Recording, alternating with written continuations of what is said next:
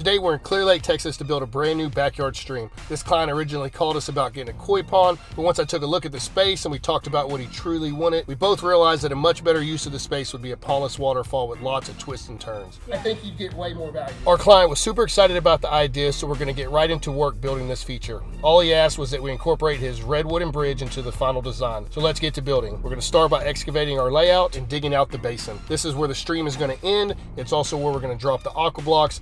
This is what holds the water. Then we can drop in the rubber liner. There's also a piece of underlayment under to protect that liner, as well as a layer of underlayment on top, because that's where we'll be dropping our stones. We rolled up the liner for a second so we could focus on the bridge and how water would interact with it. We want it to be stable and have water flow right under it, because this is going to be a highly interactive water feature. We also dropped the cobble into the basin and lock it in place so we could start rocking it right out. So that's what we're going to start with, placing some beautiful stones into the basin area. This first stone was actually a waterfall rock, so we want to make sure it fits perfectly level. And then we're going to frame it out with some other nice stones. Once we set a few stones in the basin, we're going to move towards the bridge, and these stones were key because the bridge is obviously going to be a focal point. We're choosing stones that make the whole stream flow together. You'll see our guy Wilmer helping to place each stone at the corner of the bridge. And then we're going to incorporate some cedar logs, but we're going to do more with that later, so stay tuned. Then we pulled our underlayment up so we can drop some stones into the upper stream section. And this was a really cool rock right here, but we wanted it to sit a certain way, so we're going to dump some gravel down and then use that to get it to the perfect height. You'll see us using the laser level. That's to make sure everything is at the right height. We're also going to back up and look at it from the viewing angle. We actually decided to chip a little bit and then fit it right there, and that's perfect.